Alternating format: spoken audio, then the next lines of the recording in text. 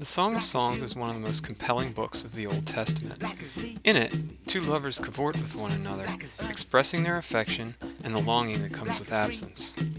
Scholars have interpreted it as a metaphor for the soul's relationship with God, or the experience of those on earth who long to be united with Him in heaven. Some have read it literally, an erotic story that made it, we know not how, into the biblical canon. Whatever the interpretation, it is striking that the Song of Songs describes the female beloved whose allure entrances the lover as black and beautiful.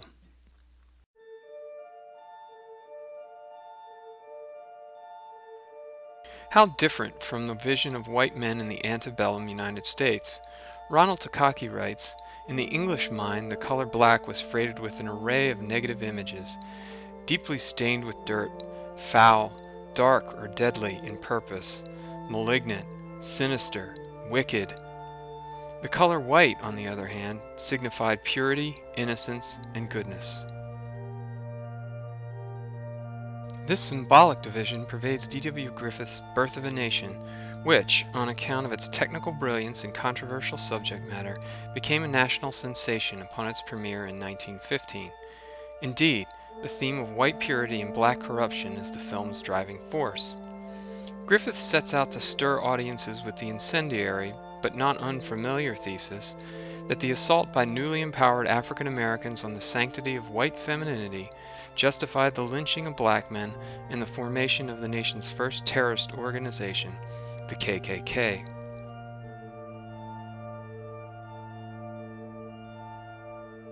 The mixture of the races was one of the most primal fears in early America, and in Griffith's time too, judging by the film. William Jordan has argued that division of the races assured whites that they were preserving civilization from the howling wilderness that surrounded them. They projected their own fear, aggression, and desire on black men and women, equating social integration with insurrection and interracial marriage with sexual violence. Disorder, they believed, was rumbling at the gates of rational and moral judgment. D.W. Griffith continued in this tradition, projecting the hidden part of his own nature on black Americans, thereby justifying their continued subjection. Paul Miller, aka DJ Spooky, takes an innovative step by remixing Birth of a Nation, much as DJ culture has been doing with musical material for decades. Spooky makes Griffith's film into the template by which all later media representations of violence and injustice against African Americans, but also occupied foreign peoples, can be measured. However, his attempt to link the film to contemporary global media and government conspiracy is vague and unsubstantiated. As he pursues his nebulous theory, he ignores themes that are more apparent in the film, and which might be more demonstrably linked to present-day concerns. Among other things, he misses an opportunity to examine the dialectical relation between gender and race that is still with us today.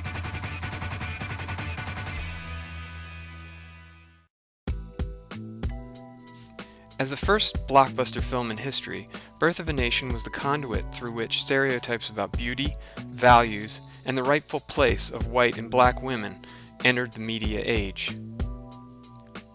Griffith's first stereotypical African-American female is the portly, good-humored slave who stays in the household of her masters even after the war, caring for the young white girls in the home, putting visiting northern blacks in their place, and helping to save the family from dishonor. This is the Mammy character, who first made her appearance in 19th century musical theater, and who would continue to be a staple in film and other media throughout the 20th century.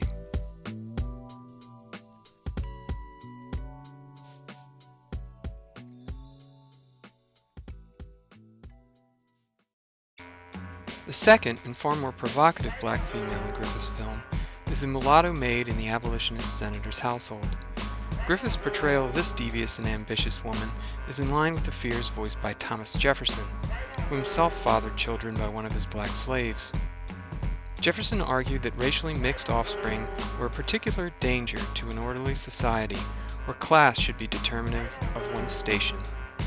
Ronald Takaki writes that Jefferson was convinced that, quote, such crossings had to be tabooed, for racial liminality undermined social order. To be betwixt and between would dangerously blur the divisions between black and white. Jefferson's fear was of race war, and Griffith portrays the rise of the senator's protege, Silas Lynch, as instigating just that. According to this logic, the violent response of the KKK to so-called black outrages, instigated largely by mulattoes like Lynch and the Maid, were justified.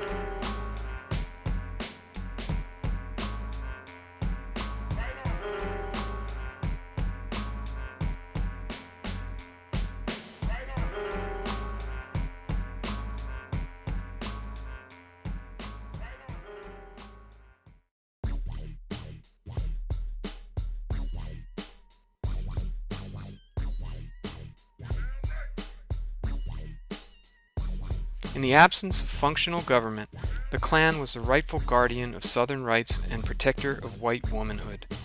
Indeed, Griffith makes explicit that one of the greatest outrages of Reconstruction-era legislatures was the legalization of intermarriage between blacks and whites, an assault against what Benjamin Franklin called the lovely white. Such fear was not just a Southern sentiment. Alexis de Tocqueville observed that, quote, "In the North, marriages may be contracted between Negroes and whites, but public opinion would stigmatize as infamous a man who should connect himself with a negress." In fact, disenfranchisement of blacks everywhere was linked to fears that black men would propose to white women, or worse, force them into marriage.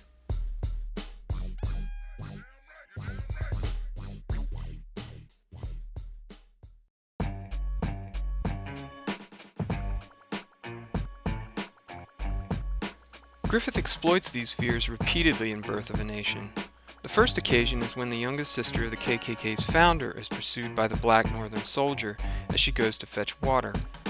By today's standards, this scene appears tame, but it was revolutionary in its time for its use of cross-cutting, with the movements of the girl, the suitor, and the brother all converging into a climatic suicide.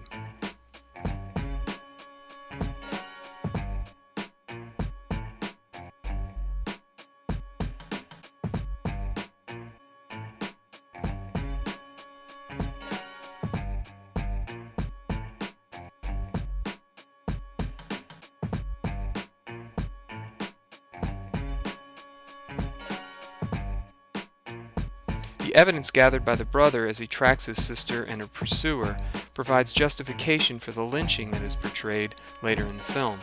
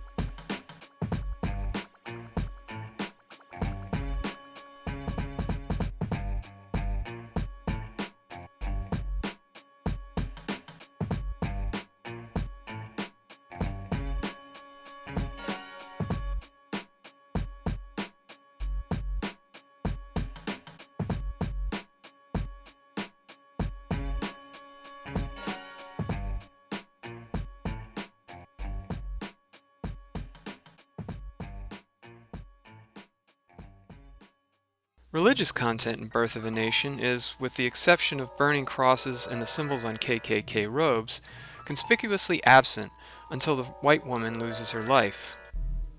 Her suicide, celebrated in a quasi-religious KKK sacrament, is equated with a sacrifice on behalf of civilization itself, whose imminent collapse is symbolized by the threat of interracial sex. The scene recalls Luke Harlow's observation that while biblical legitimations of slavery were foundational to postbellum racist attitudes, the period witnessed a do-it-yourself religiosity with regard to such matters. We see this here in the invocation of ancient Scottish rites, rather than the Christian ones that are clearly being referenced in the sacrament itself.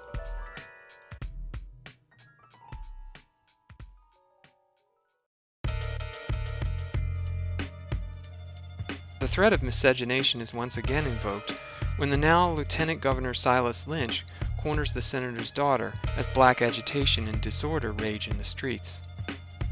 Griffith's parallel of the breakdown of civil society outside and the breakdown of social taboos inside would not have been lost on his audience, who had just witnessed the quasi-religious ceremonial where white womanhood was consecrated as the sacrament of civilization itself.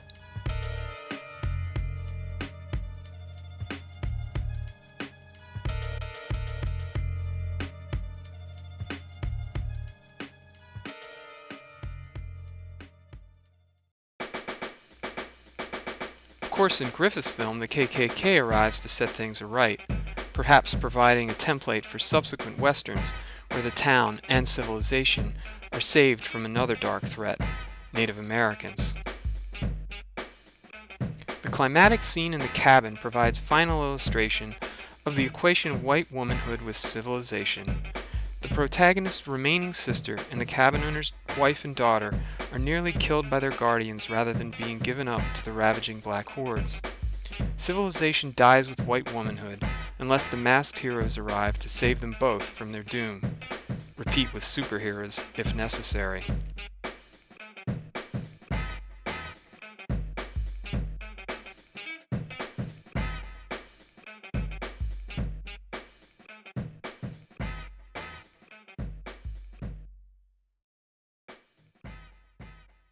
Birth of a Nation is a powerful statement, equating white women with all that is worth preserving, while black women are there mainly to serve them and provide comic relief, or to illustrate the danger of racial admixture.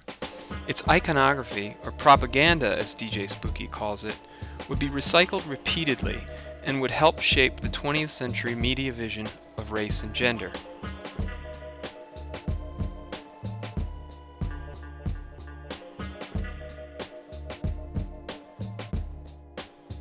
The film closes with an idyll of restored order, a heavenly vision where the avenging angel Michael is supplanted by the peaceful Christ. All is right within this world and the next, Griffith seems to suggest, if the forces of light and dark are kept in their proper place. So much for the loving vision of the Song of Songs, where a black woman was regarded as the epitome of female beauty.